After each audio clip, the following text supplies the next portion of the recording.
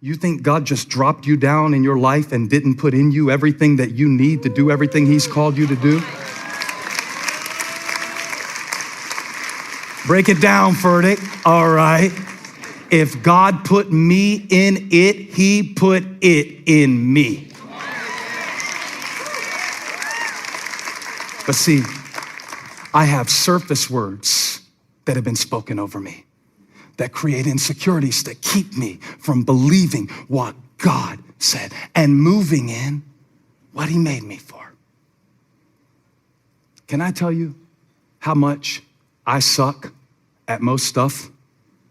I mean, really, really bad. I'll be right back. I got some other stuff back here. Y'all good? Y'all good? I've been excited to preach this word. I really want to give it to you. Okay, I'll be right back. I'll be right back. Some stuff. Now, when I say I'm bad at basketball, I mean my kids started beating me at horse when they were 4 years old. I am so bad. I'm not saying like, oh, I'm not really good behind the line. No, I'm saying I'm not good against the backboard on a ladder. I can't shoot a basketball. And here's how bad it was. When God called me to preach, now we're talking about what you were made for. Don't get distracted like I'm giving you a history lesson on my life. I know you don't come to church for a memoir, but there's something like this for you, okay? And I remember when I first went around preaching, me and Holly would go to these little churches, and we would end up, after I preached, the kids would all want to go in the gym and play basketball. And then it would undo the good impression that I made on the pulpit when they saw me play basketball. They're like, that guy can't know God. Look at it. Look at him out there. Look how he moves. And so I went to my friend. Now, I'm going to tell you this is a detail that you may not need, but I went to my friend. She was the captain of the Lady Stags, the Berkeley Stags, the high school team. And I said, I need help. I said, I'm out here preaching. She said, I don't know anything about preaching. I said, I don't need preaching. I need you to teach me about basketball. And I said, can I come over? And we went out in her driveway. And after an hour, she said, maybe you should just ref. Okay, I'll be right back. Y'all hang out right there. Because I'm bad at that. Another thing I want to show you, this one's a little bit more close to home. When I told him what to get me, y'all look at me. I said, get a pink hammer. Just to symbolize that Holly is a better handyman than I am. Now see, I don't like to tell you stuff like this when I preach because I look kind of manly. I got a beard.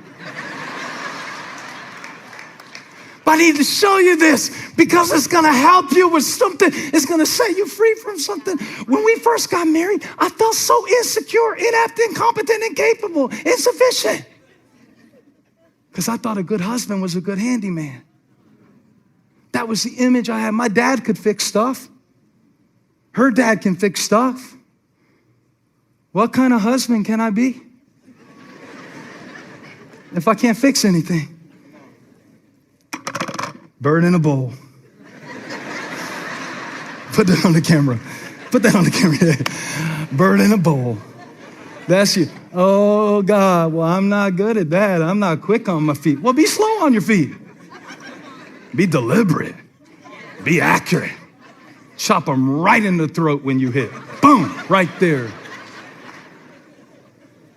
Because I was a fish in a tree in second grade. The teacher said, nobody wants to just hear you talk all the time.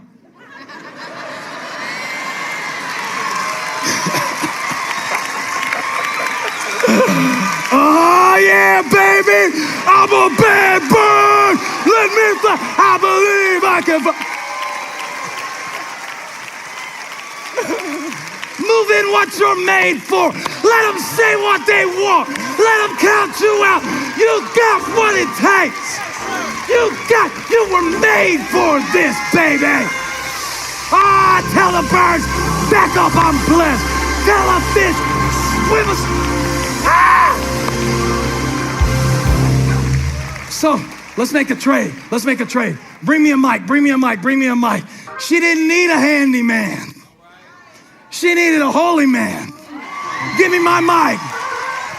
I just had the wrong thing in my hand.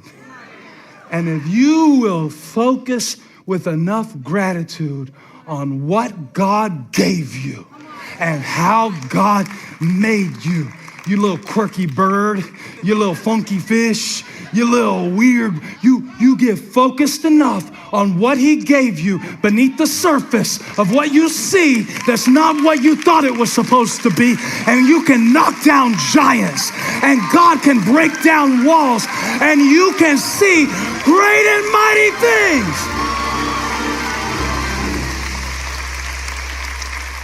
So I can't be her handyman. I'm her holy man. I like that. Make me a t-shirt. I'm your holy man. It's good because God prepared us in advance. Don't get me started. I'll start spelling words wrong. Prepared. Prepared. Take it. I'm done with it. Prepared. Somebody say prepared. All right, let's ask Vanna White, can we buy a vowel? I want to buy an I. P-A-I-R-E-D. Paired. Come here, Holly. Come here. Prepared. She was prepared. This is how I know God is God. Because on the second day, he made the water. On the fifth day, he made the fish to go in it. On the second day, he made the sky. On the fifth day, he made the bird to fly in it. And the birds are smarter than we were. Because we spent the first 30 years, 40 years, 50 years. How long is it going to take for us to go to fish school and learn what the fish and the birds knew from the moment God spoke them? You didn't see a fish flapping around in the sky, but you see people all the time trying to dress like something they're not, talk like something they're not, walk like something they're not. Quacking and waddling all around, you ugly duckling. I'm putting all the fairy tales and Disney characters in this sermon because I want you to get it. I want you to get that you're handmade. That you're handmade. I'm not talking about marriage. This is an illustration. We were prepared. And when you preached yesterday, I was so proud. My barber was cutting my hair. He said, be still. I'm going to gap you up and you're going to make me look bad on camera. I said, I'm sorry, she's just doing so good. She was out there in Austin, Texas preaching. And he said, yeah, you from Austin? You are? She was bringing the gospel to your homeland in fine style. And when it was done, Fly Tie said, you must be proud. I said, you have no idea how proud because I know the process. I know all the insecurity that she pushed through to preach like that. Let me tell you a few. You mind if I tell them? I don't know. It's better to ask for forgiveness than permission. She gotta forgive me for this because this is what God told me to tell you. She is saying, all right, let the fish fill the water, let the birds fill the sky. You will fill what you are formed for when you stop complaining about where you don't fit. When you find your water, when you find your sky, when you stop asking, can I be a part of that world?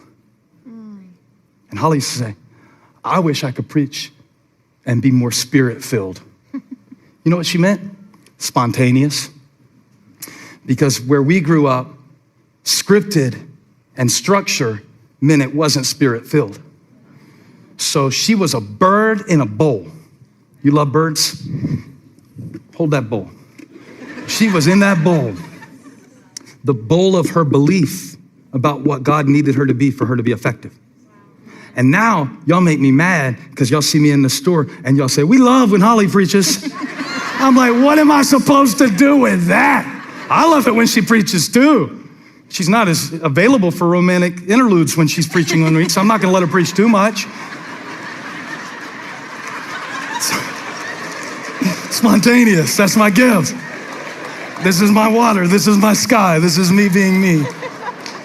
Blame it on the birds, blame it on the birds, blame it on the birds. I got excited. Because even that, they'll put on YouTube, they'll say, this isn't preaching. This is a motivational seminar with a failed B-rate comedy hour on it, like that. Okay. You swim in your sea, I'll swim in mine. We can both be blessed. We can both be blessed. I'll preach it how I preach it. You preach it how you preach it. They told Finney, I don't like your style of evangelism. He said, what's yours? Said, I don't have one yet. He said, I like mine better. I like mine better. I like mine better.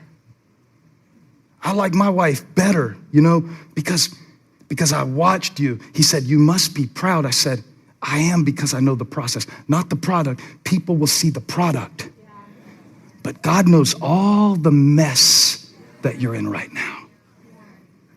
And by hand, he's crafting and designing you for it, because he prepared it with you. So I watched her.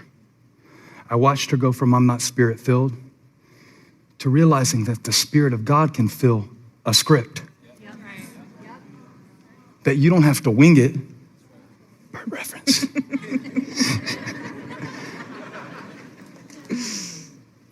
And yet the craziest thing is, now when she speaks and I see the Spirit of God, it reminds me of Genesis 1:2, that the Spirit was hovering over the surface, trying to bring forth what